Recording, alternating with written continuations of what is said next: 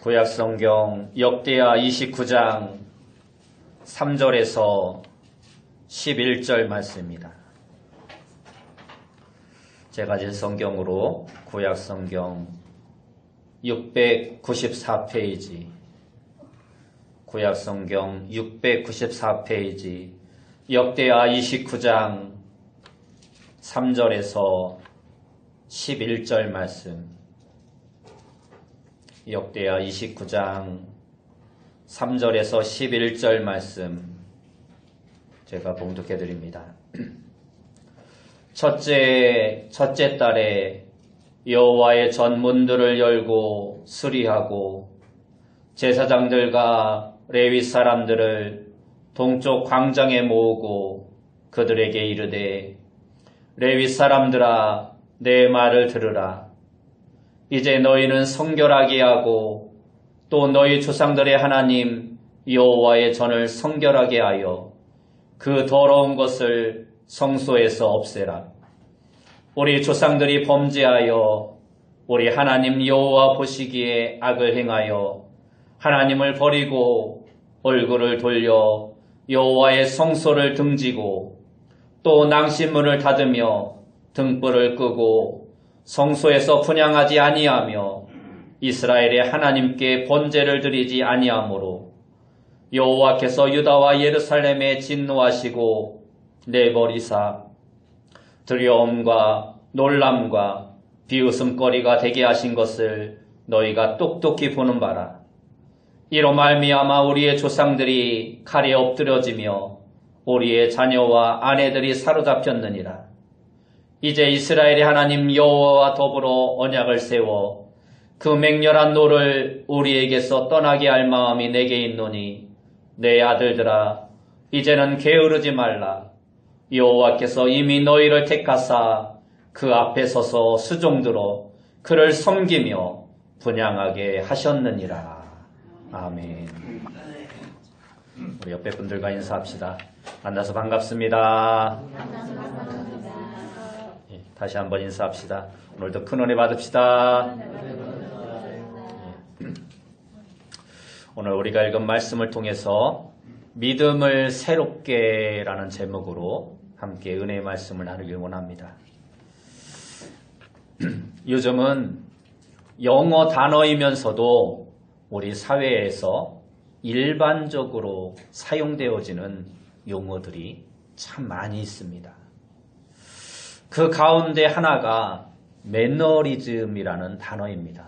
조금 어렵게 들리실 수도 있지만 이 매너리즘이라는 말은 타성에 젖어서 습관적으로 어떠한 일을 지속적으로 반복하는 행위를 매너리즘이라고 합니다.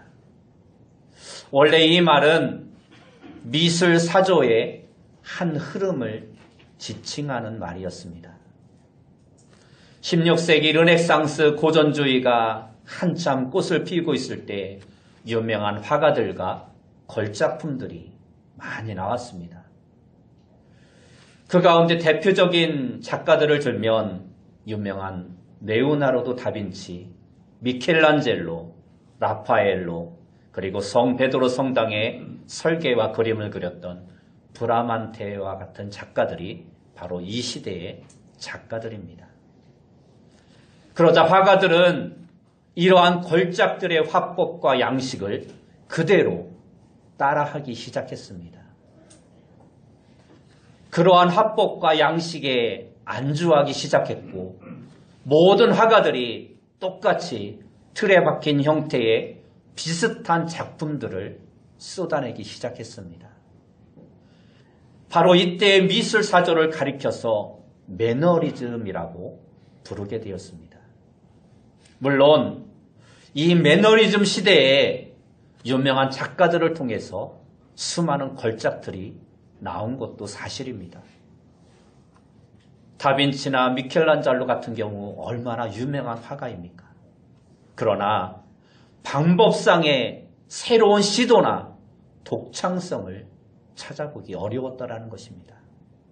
많은 사람들이 똑같은 양식, 똑같은 형태의 그림을 그리다 보니 작품 하나하나에 작가의 혼이 담겨있지 않았던 것입니다. 그러니 당연히 훌륭한 몇 명의 작가들 외에는 좋은 평을 받을 수 없었던 것입니다. 그래서 이제는 매너리즘이라고 하면 극복하고 벗어나지 않으면 안 될 미술사조의 대표적인 이름이 되어버리고 만 것입니다. 이와 마찬가지로 우리의 신앙생활에서도 이러한 매너리즘이 있을 수 있습니다. 많은 그리스도인들이 여기가 좋사오니 하면서 그냥 주어진 상황에 안주하여 신앙생활 하려고 합니다. 아무런 변화 없이 그냥 늘 하던 대로 습관에 젖어서 신앙생활을 합니다. 날마다 다람쥐 쳇바퀴 돌듯이 타성에 빠져서 교회를 오고 갈 뿐 아무것도 나아지는, 조금도 달라지지 않는 신앙생활을 똑같이 하고 있다는 것입니다. 예수님께서는 마가복음 12장 30절에 보면 신명기의 말씀을 인용하셔서 이렇게 말씀하셨습니다. 내 마음을 다하고 목숨을 다하고 뜻을 다하고 힘을 다하여 주 너의 하나님을 사랑하라. 이 말씀은 우리의 신앙생활에 우리의 온 마음을 다 담아야 한다라는 말씀입니다. 우리의 목숨까지 담으라는 말씀입니다. 우리의 모든 뜻과 모든 노력을 다 담아서 신앙생활을 해야 한다는 것입니다. 신앙생활의 매너리즘은 모방작품에 작가의 혼이 실리지 않은 것처럼 매일의 신앙생활에 마음과 정성이 실리지 않는 것입니다. 목숨과 뜻이 그 안에 없는 것입니다. 그래서 매너리즘의 모방작품들이 사람들에게 외면을 당하듯이 신앙생활의 매너리즘은 결국 하나님께 외면당하고 인정받지 못하는 것입니다. 여러분은 여러분의 신앙생활 속에 마음이 부족함 없이 다 담겨 있습니까? 신앙생활에 목숨을 다하고 뜻을 다하고 힘을 다하고 있습니까? 그렇지 못하다면 어느덧 우리의 신앙생활은 매너리즘에 빠져 있는 것입니다. 그저 타성에 젖어서 습관적으로 교회 다니고 나름대로의 신앙생활을 하고 있다라는 것입니다. 어느덧 2018년도를 마무리해야 하는 시기에 다다랐습니다. 그리고 새로운 한 해를 준비해야 하는 시기입니다. 이러한 시기에 우리의 신앙의 상태도 다시 한번 되돌아보는 시간이 필요합니다. 이 시간, 오늘 우리의 심령 속에 어느덧 자리 잡고 있는 저마다의 매너리즘을 극복하는 계기가 될 수 있기를 바랍니다. 나아가 우리 교회와 한국 교회의 매너리즘을 타파하는 계기가 될 수 있길 바랍니다. 오늘 우리가 읽은 본문의 말씀은 남왕국 유다의 히스기야 왕의 종교개혁의 이야기를 말씀하고 있습니다. 이 말씀은 우리가 신앙의 매너리즘을 극복하는 좋은 방법을 우리에게 교훈해 주고 있습니다. 오늘 말씀을 통해서 우리가 그 방법을 찾고 우리도 신앙의 매너리즘에서 벗어나 새로운 믿음을 새롭게 하는 그러한 신앙의 삶을 살아가길 원합니다. 첫째로 우리가 신앙의 매너리즘을 극복하기 위해서는 우리의 삶을 세밀하게 돌아봐야 합니다. 오늘 본문 3절 말씀을 보면 첫째의 첫째 달에 여호와의 전 문들을 열고 수리하고 라고 말씀하고 있습니다. 히스기야가 왕이 되자마자 제일 먼저 한 일은 예루살렘 성전문을 열고 수리를 시작했다라는 것입니다. 보통 왕이 되면 전임자의 한 일을 돌아보고 잘한 점과 잘못한 점을 평가해보고 상황 파악과 현신 진단을 먼저 하는 것이 일반적입니다. 그리고 자기는 어떻게 할 것인가를 기획하는 것이 보통적인 일입니다. 그러나 히스기야는 기다렸다라는 듯이 자신이 왕이 되자마자 일을 벌이기 시작합니다. 어떻게 그럴 수 있었을까요?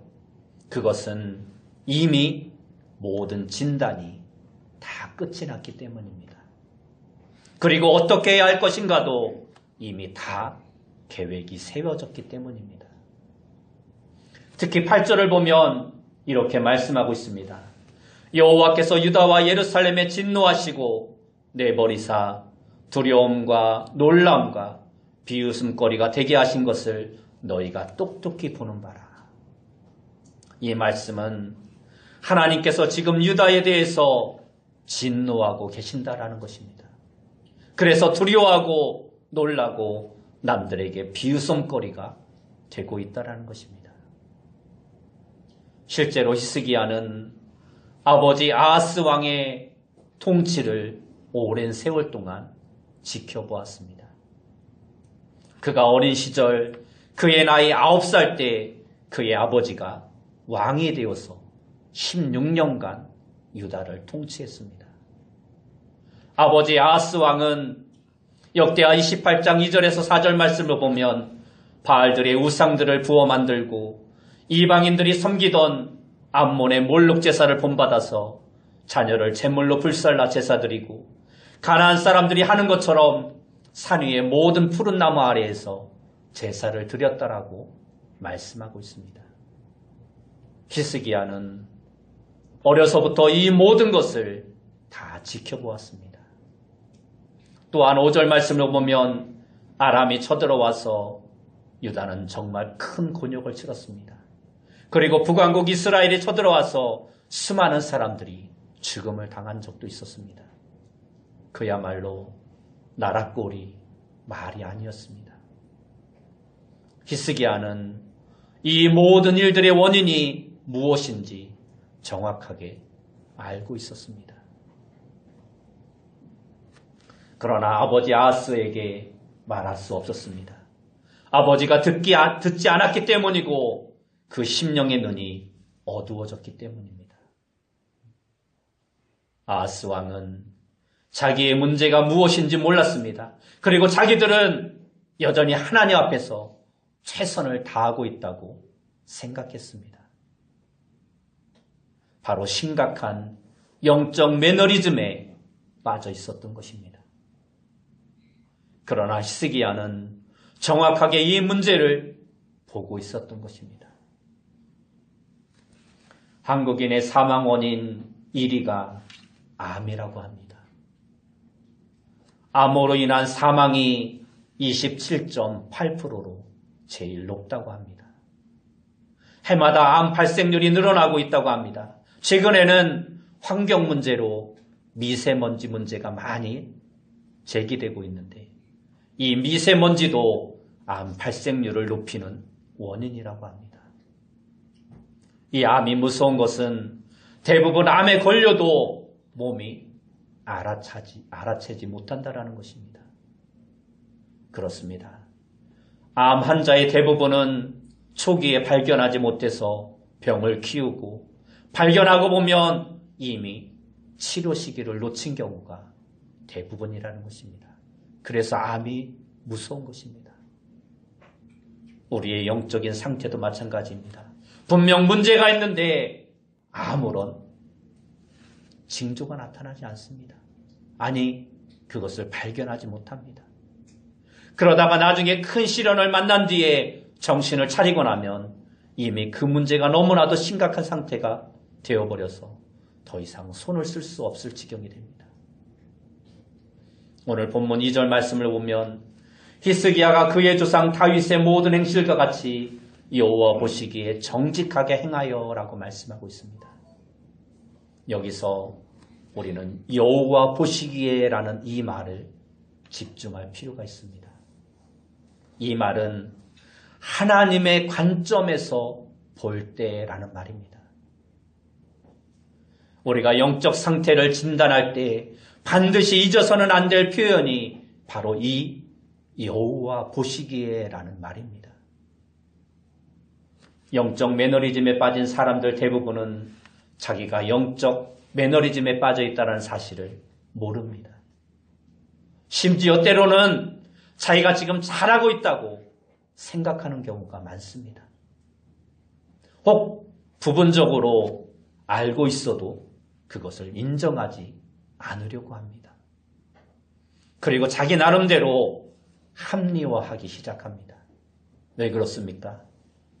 여호와 보시기에가 아니라 내가 보기에 이러한 관점으로 자기를 보고 있기 때문입니다.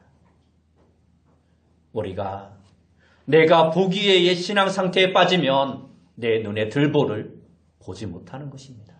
내가 보기에 나는 그래도 괜찮아. 신앙생활 잘하고 있어. 그러나 우리는 히스기야처럼 내가 보기에가 아니라 여호와 보시기에의 관점으로 우리 자신을 볼 수 있어야 한다는 것입니다. 그래야 내 눈의 뒤까지도 제대로 볼 수 있는 것입니다. 여러분, 우리가 영적 매너리즘에서 벗어나려면 하나님의 관점에서 세밀하게 나 자신을 돌아볼 수 있어야 합니다. 내가 보기에가 아니라 여호와 보시기에 나는 어떠할까? 내 자신을 바라보고 그것 때문에 아파하고 그것 때문에 괴로워할 수 있어야 하는 것입니다. 두 번째로 우리가 신앙의 매너리즘을 극복하기 위해서는 과감하게 버려야 합니다. 오늘 본문 4절과 5절 말씀을 보면 이렇게 기록되어 있습니다. 제사장들과 레위 사람들을 동쪽 광장에 모으고 그들에게 이르되 레위 사람들아 내 말을 들으라. 이제 너희는 성결하게 하고 또 너희 조상들의 하나님 여호와의 전을 성결하게 하여 그 더러운 것을 성소에서 없애라. 히스기야는 왕이 되자마자 특단의 조치를 취했습니다. 제사장들과 레위인들에게 엄명을 내려서 성전에 있어서는 안 될 것들을 다 제거해 버리게 했다라는 것입니다. 히스기야의 아버지 아하스 왕 때는 아수르가 막 강대국으로 부상하고 있었던 때였습니다. 그러자 위협을 느낀 아람과 북이스라엘이 동맹을 맺어서 이 아수르에 대항하려 했습니다. 그리고 그 동맹에 유다도 함께 참여하도록 권유했습니다. 그러나 유다의 아하스 왕은 그 동맹에 동참하지 않고 그러자 북왕국 이스라엘과 아람이 연합하여서 유다를 침공해 들어왔습니다. 이 일로 인해서 유다는 큰 타격을 입게 되고 국력이 극도로 약해졌습니다. 아하스 왕은 할 수 없이 아스루에게 도움을 청합니다.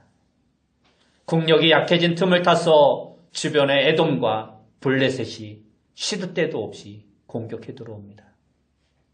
아수르의 도움을 청했지만 유다를 도와주기는커녕 오히려 유다에 들어와서 유다를 짓밟고 유다를 침범합니다.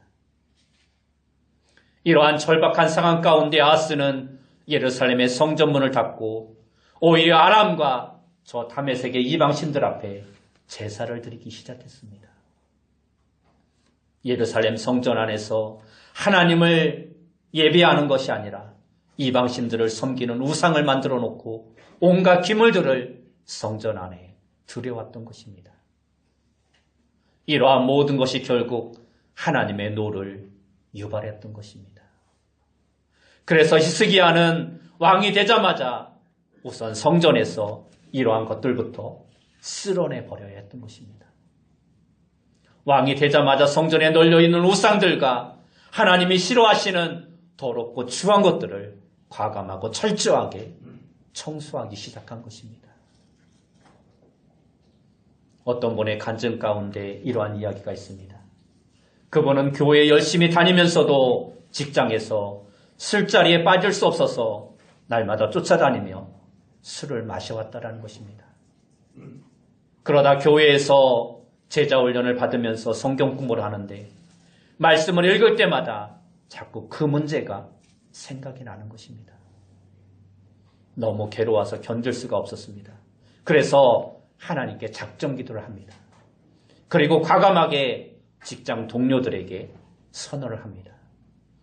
저는 신앙생활 때문에 더 이상 술자리를 함께 할 수 없습니다.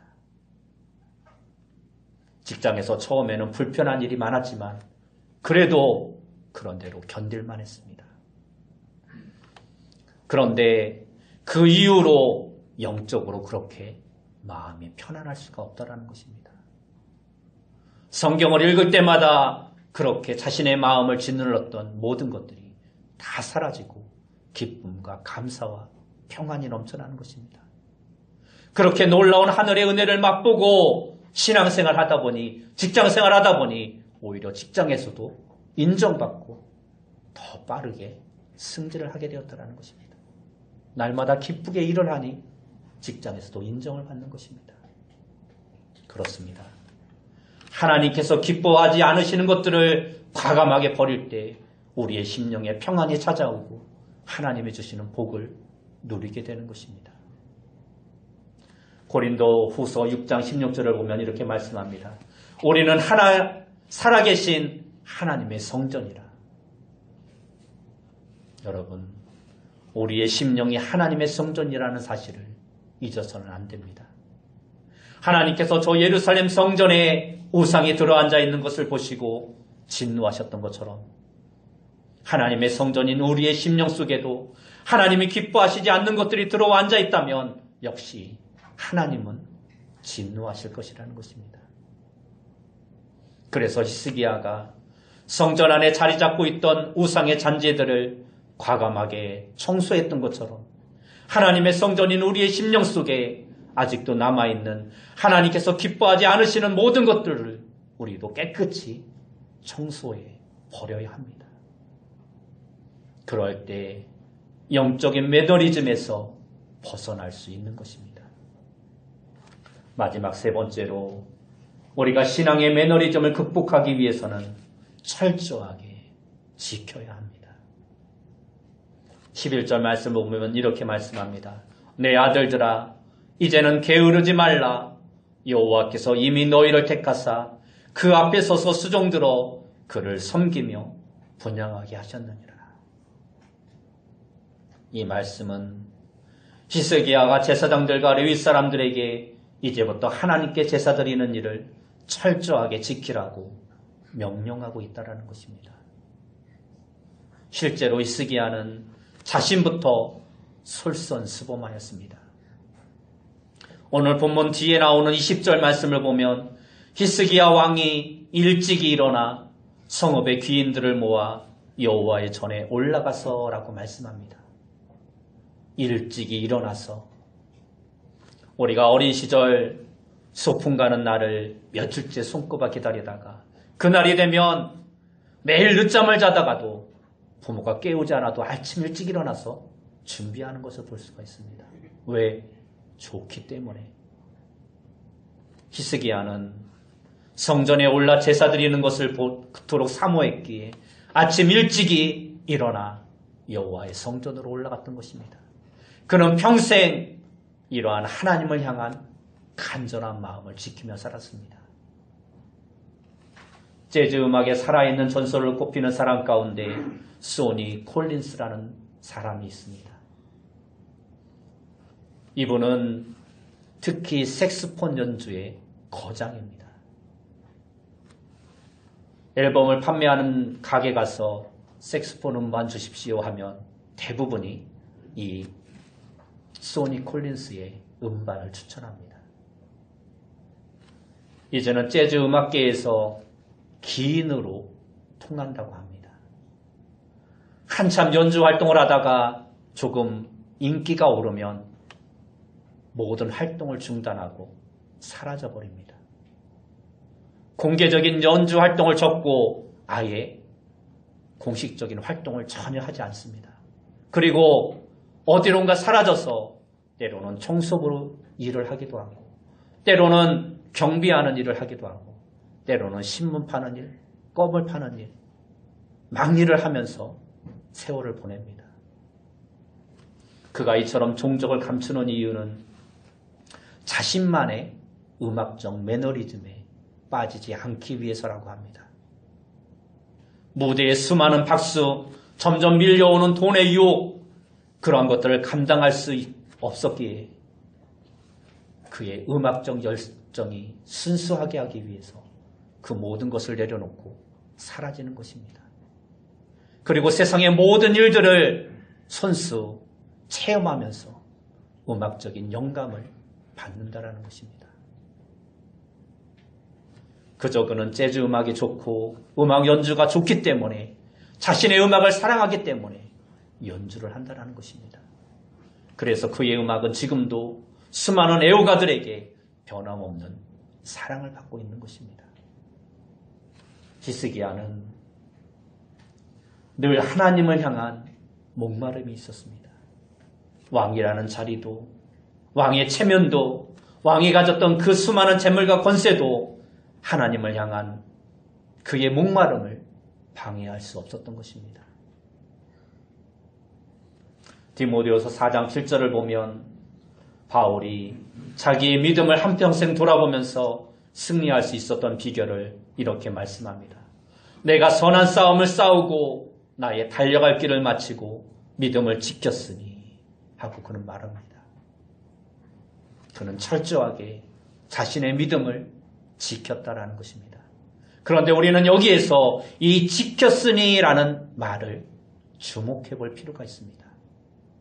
이 말은 우리 국어 사전으로 보면, 한글 성경으로 보면 단순히 지켰으니라는 말로 읽을 수 있지만 원어로 보면 이 말은 현재 진행형으로 쓰여 있습니다. 다시 말해서 계속해서 지금도 지키기 위해서 몸부림치며 싸우고 있다는 것입니다. 잘 지키지 않으면 빼앗기거나 사라지기 때문에 이것을 위해 날마다 수고하며 노력하고 있다는 것입니다. 우리도 사도 바울처럼 날마다 선한 싸움을 싸우며 믿음을 지키며 신앙의 매너리즘에 빠지지 않기 위해서 노력하는 자가 되어야 합니다. 우리가 노력하지 않으면, 계속해서 몸부림치지 않으면 우는 사자처럼 삼킬자를 찾는 사단에게 넘어갈 수밖에 없는 것입니다. 그러므로 우리는 말씀과 기도와 성령으로 무장하고 우리의 믿음을 지키는 훈련을 매일같이 해야 하는 것입니다. 철저한 예배 생활과 성령 안에 깨어있는 신앙생활을 해야 하는 것입니다. 여러분, 하나님을 향한 목마름을 잘 지켜가시기 바랍니다. 그렇지 않으면 우리도 쉽게 빼앗길 수 있습니다. 나도 모르는 사이에 어느새 우리의 믿음이 사라져버릴 수 있습니다. 그러면 영적인 매너리즘에 빠지고 마는 것입니다. 마틴 루터를 비롯한 종교개혁가들은 로마 천주교의 영적 매너리즘을 극복하기 위해 종교개혁을 시도했습니다. 로마 천주교를 개혁하려고 나선 믿음의 사람들, 그들을 우리는 개신교라고 이야기합니다. 이 개신교라는 말을 영어로는 프로테스탄트라고 부릅니다. 이 프로테스탄트라는 말은 저항하는 사람들, 대항해서 싸우는 사람들이라는 뜻입니다. 다시 말해서 개신교들이라는 말은 영적인 매너리즘을 극복하기 위해서 고전적이고 날마다 습관화된 모습을 타파하기 위해서 매일같이 싸우는 사람들을 일컫는 말입니다. 히스기야가 영적으로 온갖 우상으로 가득한 유다를 개혁하고 성전을 개혁하고 백성들을 개혁했던 것처럼 우리도 하나님을 떠난 우리의 모습을 개혁하고 신앙의 매너리즘과 싸우는 자가 되어야 합니다. 먼저 우리의 지난날의 모습을 세밀하게 돌아보아야 합니다. 내가 보기에가 아니라 하나님께서 보시기에 나는 어떠한 존재인가, 내 자신의 신앙의 모습을 잘 살펴야 합니다. 그리고 우리의 타성에 젖고 습관화된 잘못된 신앙의 행위들과 우상들을 과감하게 버려야 합니다. 그리고 하나님의 말씀대로 철저한 순종의 삶을 살아가는 자가 되어야 합니다. 예배를 예배답게 드리지 못하는 우리의 모습과 싸워야 하고 기도를 제대로 하지 못하는 우리의 모습과 싸워야 합니다. 하나님의 말씀을 떠난 우리의 모습과 날마다 싸우는 자가 되어야 합니다. 그래서 늘 새로운 믿음을 간직할 수 있어야 합니다. 여러분 모두가 오늘의 말씀을 통해 믿음을 새롭게 함으로 신앙의 매너리즘에서 벗어나 날마다 새롭고 성령 충만한 신앙의 삶을 살아가는 성도님들이 다 되시길 예수님의 이름으로 축원합니다.